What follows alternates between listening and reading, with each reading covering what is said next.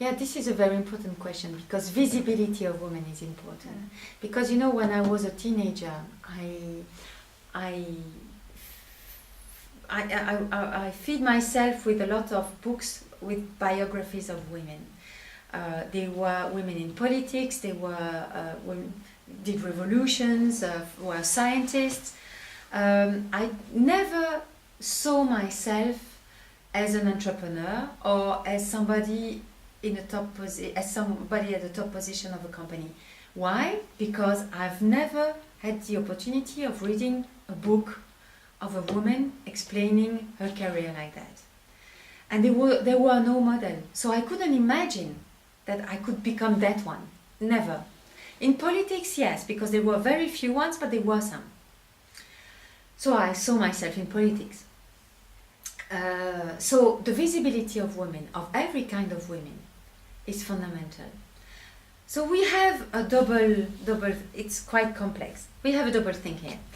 First thing is the organizers of the conference. If they are not aware, if they are not sensitive of gender balance, they will not even see that in their panels, in their conferences, they have chosen only men. They will not even see that.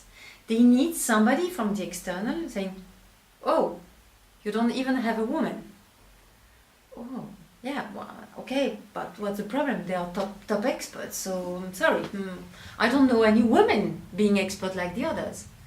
And if the other person doesn't say, yeah, I know this one, you can be I can connect you with this one, and so on and so on. It's somehow true that women are less visible, even if they are experts like men, able like men. Because they don't do their self-marketing, they are less visible. For example, social networks. Women are the majority of the users of Facebook. They are a minority in LinkedIn because they use social medias to interact with their friends and their family, not to brand themselves on a professional base. And that means that when they will look for somebody expert in green economy, they will have difficulties.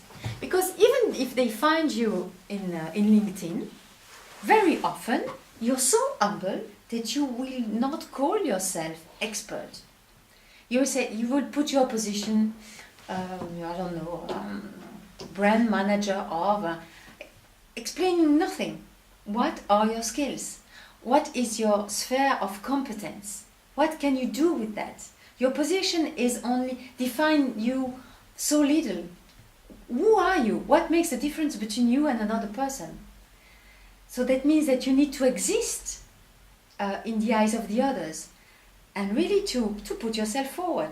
And women tend to hate that. They need to learn that. Really, this is important. So, being aware of the fact that women must be represented in the panels, in the conferences, that's for sure. And then going to look for them, to find them, which is not easy, I must admit. And also then having an agreement of the woman that you ask to take part to a panel, to give a speech. It's even more difficult. For many reasons. Women tend to not to dare to speak up in front of a lot of persons. Always that humility. They feel that they don't have the right voice, that maybe they don't have the right body attitude. Will they be able to speak in another language? Will they be able to... They always tend to see the things that they think they don't have, and not the thing they have, the expertise that they have. Men do exactly the contrary. Even if they are very bad speakers, they will tell you, I'm the best one, because I know my subject. And I think they're right. Somehow they're right. Because you have to come forward. So a lot of women, when you do the effort to find them and to ask them to take the floor, will refuse. because they don't feel comfortable with it. So we need to work on ourselves, really.